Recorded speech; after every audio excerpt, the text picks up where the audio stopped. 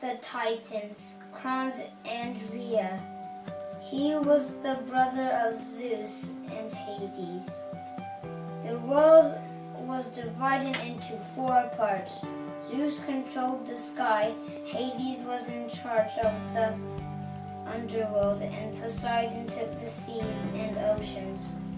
All 3 brothers were responsible for the land.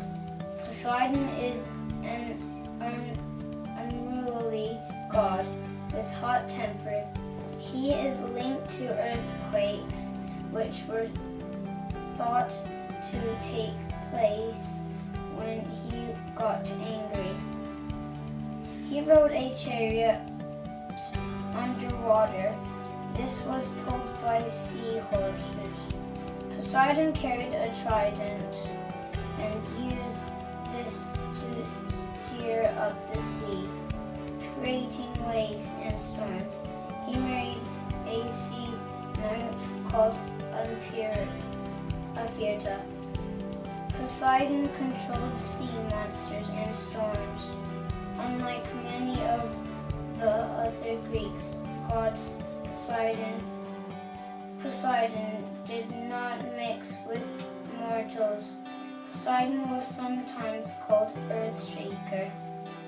Athena was the goddess of wisdom and was the daughter of Zeus. According to myth, she sprang forth from his brain, full grown and clad in complete armor. She was a warlike goddess.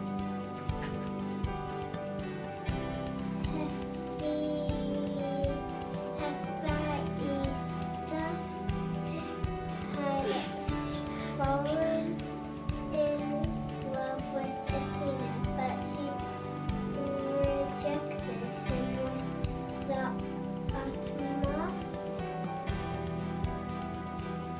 contempt because of his ugly appearance.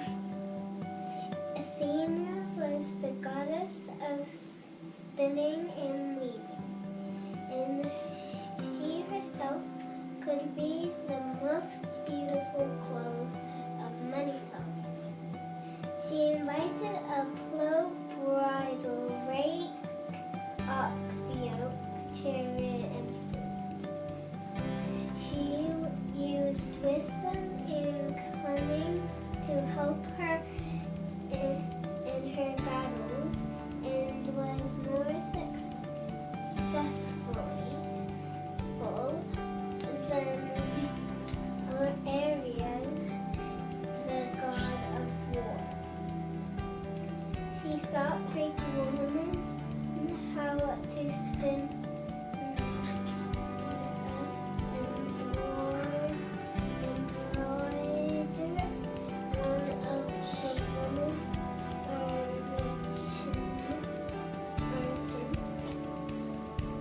boasted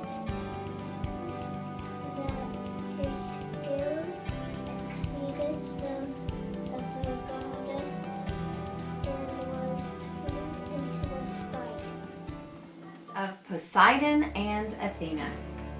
The time came when the first king of Athens, Cecrops, had to find a patron deity for the city-state of Athens, already a prosperous and vibrant city.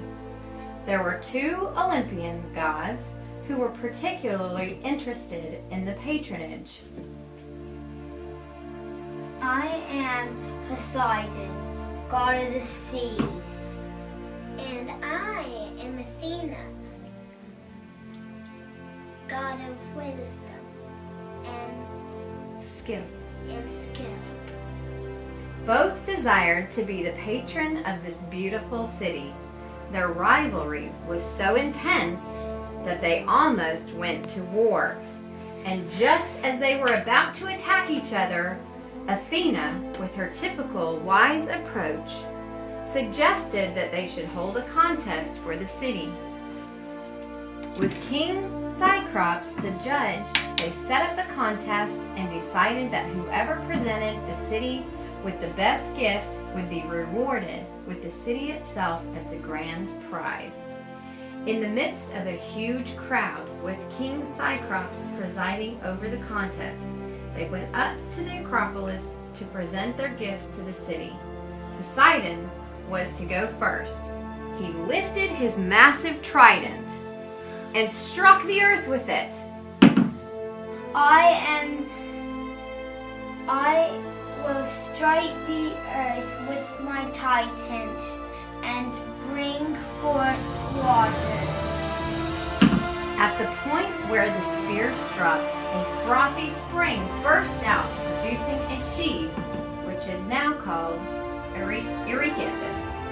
The people loved it, but as they went closer to taste the water, to their dismay, the water was salty. Don't forget that Poseidon was ruler of the sea, and the water sources he controlled were inevitably salty, just like the seas he ruled. When it was Athena's turn, her act was far less dramatic. She quietly knelt and buried something. I will plant an olive branch. In time, the olive branch grew into an olive tree. This turned out to be a much more useful gift, granting the Athenians not only the olives themselves as sustenance, but also a source of oil for their lamps and for cooking their food, as well as the wood from the olive tree to build their boats and houses. The olive tree was a symbolization of peace and prosperity on earth. Clearly, Athena's gift was deemed by far the better by Cecrops, and he declared her the winner and the patron deity of Athens. Athena became the protector of the city, and many people throughout the Greek world worshipped her. Poseidon, however, was not pleased with the decision of Cecrops. I will curse the earth. Poseidon cursed the city of Athens to never have enough water, and after that it is said that a major water shortage started in Athens, which continues today. Yay!